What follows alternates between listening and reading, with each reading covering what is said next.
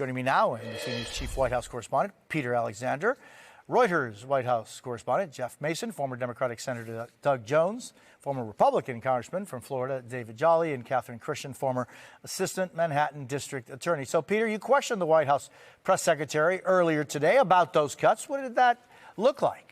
Yeah, I had an extended back and forth with Karine Leavitt, of course, the press secretary here, where I asked her about some of the words we have heard from those constituents at town halls in traditionally red districts around the country, including those that you played moments ago. And by and large, she blamed the media for amplifying, as she described it, a few critics, in her words, when she says the overwhelming number of Americans right now support exactly what President Trump is doing. She says that the president is simply delivering on the promises that he has made so far. Then I followed up by asking her specifically about the claims that the administration has found tens of billions of dollars of fraud, waste, and abuse. Of course, waste, everybody can have their own opinion about what is wasteful spending or useful spending, but fraud is a crime, and I pressed her on that specifically. Here's part of that exchange. Fraud, of course, is a crime. So have you turned over evidence of fraud to the Justice Department, and when should we expect to see those indictments? It's a clever question. There has been extensive fraud, particularly if you look at Social Security. In fact, according to an IG report from the Social Security Administration, there was $71 billion worth of fraud in one single fiscal year that we know about. To be clear, that $71 billion was from 2015 to 2022, so it wasn't in just 1 year.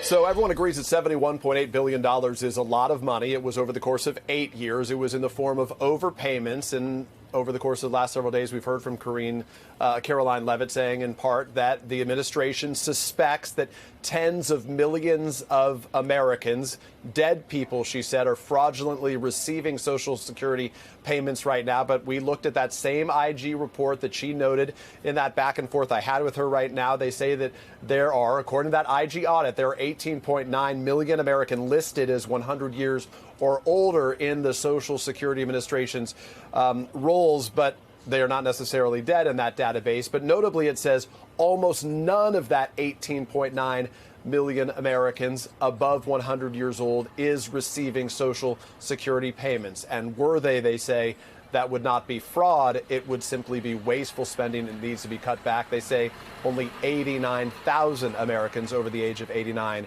right now receive Social Security payments. Jose?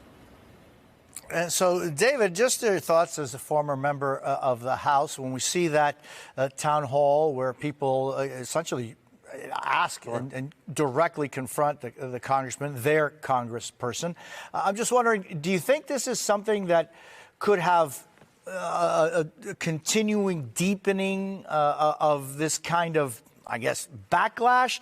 You know, something like, you know, what happened in 2010 or in other places?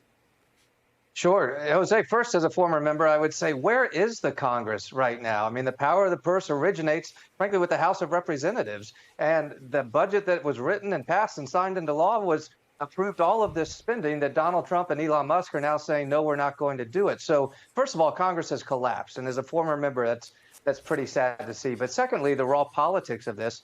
Yes, the cuts will be to services in the communities that members of Congress represent. They will be employees. There will be economies affected. If you think about our national park economy and in certain locations, if you think about access to health care and to housing, local economies, real people will be impacted by this.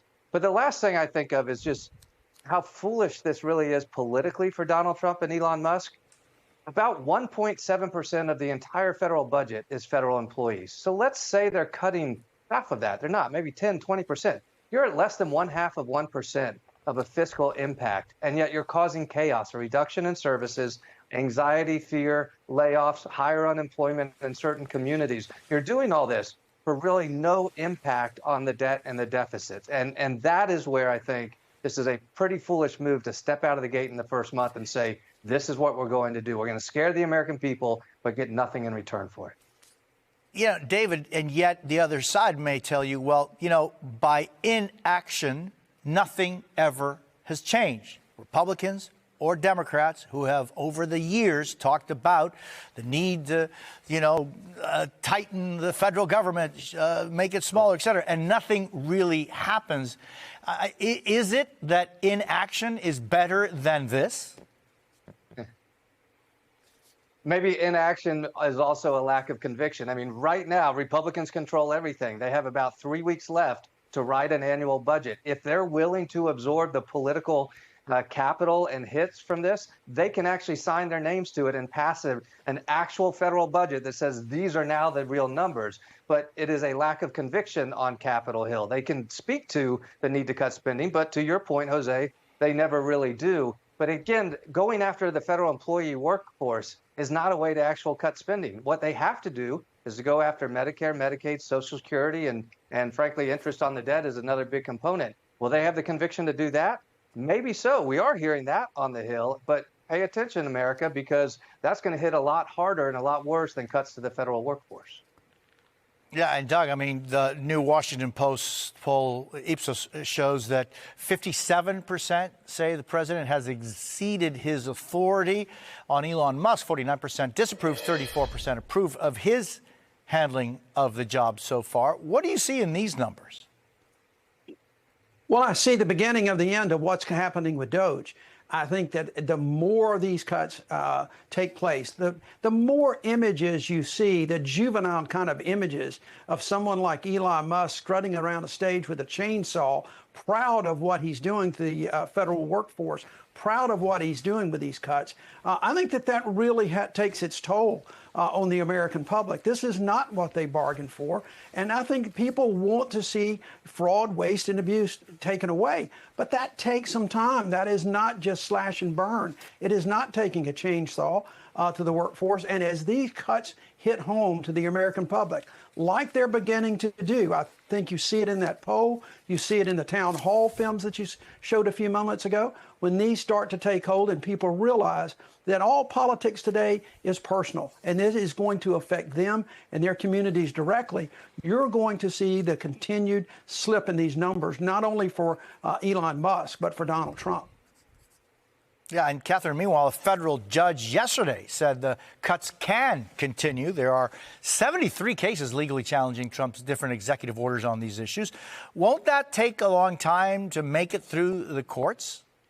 It definitely will. And yesterday, the judge didn't say the lawsuit was wrong. The judge just said, I don't have jurisdiction. Administrative Law 101, you should have went to the Federal Labor Relations Authority, which are administrative law judges. Those judges will hear this dispute.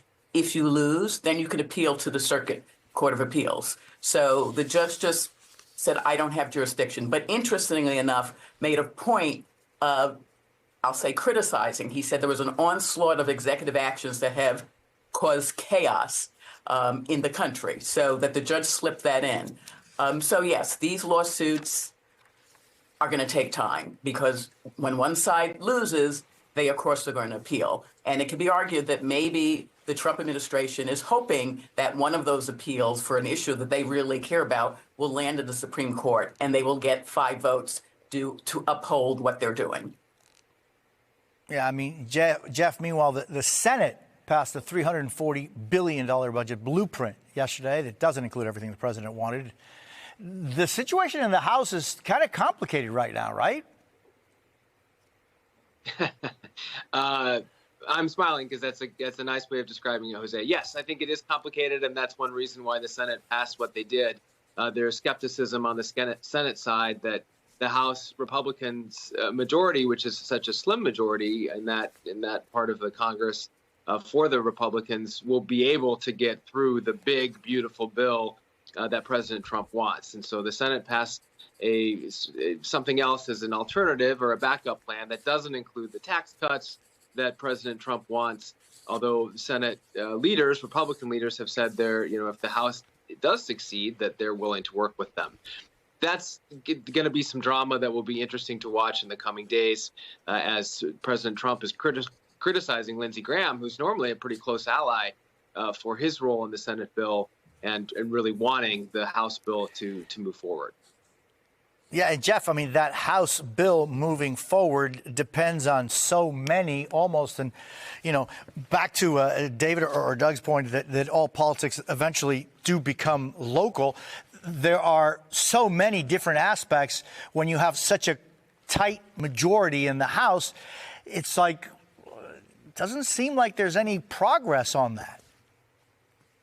Yeah, very hard. I mean, it's obviously the Speaker Johnson, is a very close ally of President Trump. He was in Mar-a-Lago the other weekend when I was on the trip with him, and the president spoke to Republicans there and encouraged them. And it's certainly a big priority for the Speaker, but that does not change the math. And the math is such that it will be very difficult to get everyone on board because some of those cuts that you're just referring to. I mean, some of these impacts of this agenda will have an impact, to use that word again, not only in blue states but in red states, and from Republicans who President Trump wants to vote for this agenda.